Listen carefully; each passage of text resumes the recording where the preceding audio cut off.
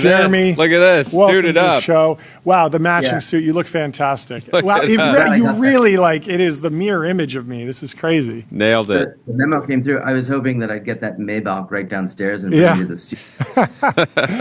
I'm so glad you're up to speed on the show. But for those who aren't up to speed on you, give us an introduction and explain a little bit of your background. John's intro. You said he left Meta to focus on AI scams, which kind of sounds like you're scamming, but I'm assuming it's the exact opposite. No, it's the opposite. We're doing cybersecurity. That would be too easy. It's much easier to be on the offense than it is to be on the defense today. Okay. I tell you, it's wild out there. So I left Meta after 12 years to focus on an emerging success threat.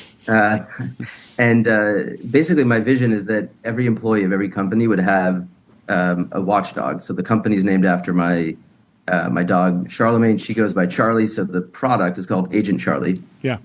The idea is you're using your computer and you're getting attacked now with novel kinds of threats that resemble legitimate communication. That could be on messaging apps. It could also be, the standard phishing. Attack. We just heard about with the Axios attack. It was basically a fake Microsoft Teams basically call that then cut out and trigger and suggested, hey, update Microsoft Teams. Whole thing wasn't Microsoft Teams, but the individual just was confused because it just seemed like it was. So I think the nastiest trick is when it's the unsubscribe button is itself a link. I think that's the meanest thing. So we've built. The startup has been selling a product that will try and stop you from clicking. So it's bad employee, do not click. But the research that we've done to inform this commercial product is into the capability uplift that's happening with respect to offense. So it's important to remember that if you're an adversary, that's a threat actor seeking financial gain, or a state actor, you're availing yourselves of all this AI and agentic tooling that we are using. The sales tools, the automation, and so the core premise is that in an AI powered world, all phishing becomes spear phishing. You're not going to get a Nigerian prince email, much anymore. You're going to get an extremely realistic, utterly compelling request from your boss or your manager or your friends, and it's going to be catastrophic in consequences. How do you think about actual deployment? Because this sounds useful in a consumer context. I'm just thinking about the email that's from your bank and it has the unsubscribe button for some marketing email. You click it, all of a sudden you're logging in, giving away details. Is there an important distinction? It feels like consumer and enterprise is blurring together in many places. How do you think this all plays out? Absolutely. I think as employees of companies, we are using personal email and personal messaging apps on our devices for sure. I think as a business, we're a B2B SaaS company with a research arm, and I'm excited to tell you more about our research effort. But my dream is that the AARP is listening right now and would give this for free. I'd like to give our software for free to anyone who holds an AARP card, because elder abuse is devastating and it has huge consequences, but it's very difficult to market and sell to consumers a product like this. People don't wake up and say, today's the day I'm going to improve my security posture. It's sort of after they're attacked that they have a problem and a mess to clean up. So you need to create the problem. No, stop solution. Stop creating the problem. No one's creating the problem. We were just talking with Eris from Socket, who's saying the old tinfoil hat theory with cyber security and malware products is that they would create the bugs and then sell the malware. Create the viruses, sell the antivirus. I think that's unethical, but also we don't have to do that. There's plenty of scammers out there. The bad guys are getting superpowers, and so all we have to do is wait.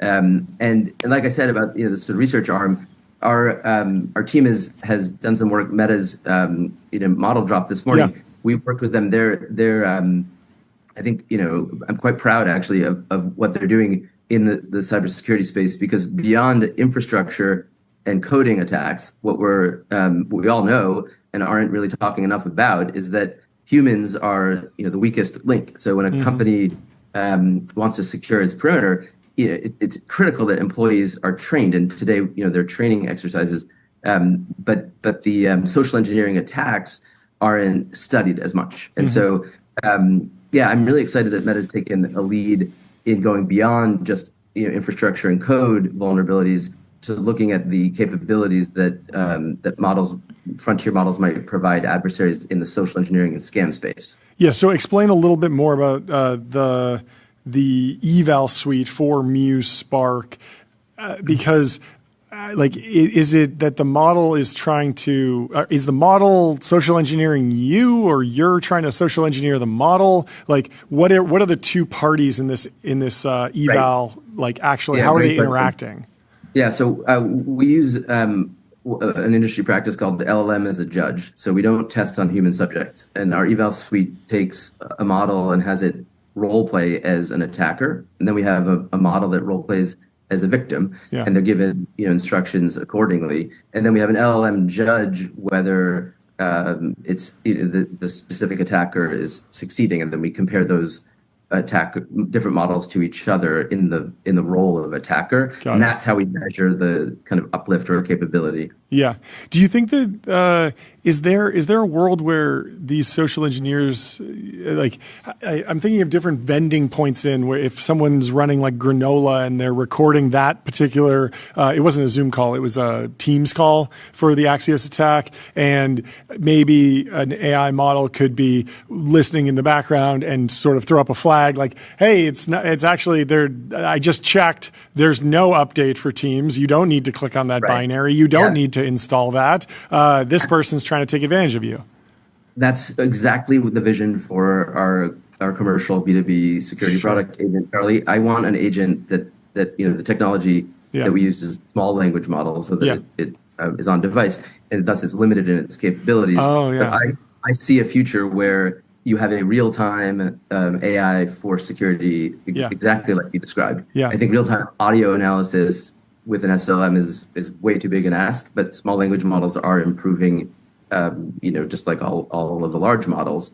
So yeah, I mean, we need real-time defense. I want it to be proactive too. I think the biggest issue is that when scammers succeed, it's because even intelligent and well-trained people, employees of companies that work in tech even, are duped because it's as old as the Bible. Scamming is an ancient art, and it has nothing to do with preparation anymore. It has to do with we're being attacked by a machine. We need machine defense. Yeah, no, that makes a ton of sense. Take me through the shape of the company. How big are you? Have you raised money? How long have you been doing this? All this? Yeah, so I've raised money from the three investors that I'm really excited to be working with. Cool. They're Kevin Carter of Knight Capital and Chris Howard of Ritual Capital and Rafael Corrales of Background Capital. Collectively, they've backed more than 30 unicorns from idea stage. And so, I tell them that I want to be the 31st. Nice. I'm ready to go. Good luck. There we go. Go to the moon. Yeah. Love it. So we're in a kind of stealth mode right now, working with design partners on the SLM's capabilities. Sure. And we're also, if you visit our site, you can actually self-serve for the real-time phishing defense. So you could sign up right now. If you have probably have a Centurion, but if you have a credit card that works, you could put that into our website right now. Don't get spearphished. Yeah. Well, thank you so much for coming on the show. Congratulations. It was great to meet you. Good luck with the next phase. And thank you for suiting up as well. Yeah, we appreciate it. Yeah, I'm not wearing any pants, by the way. Well, have a great rest of your day. Jeremy. We'll talk to you soon, Jeremy. Goodbye.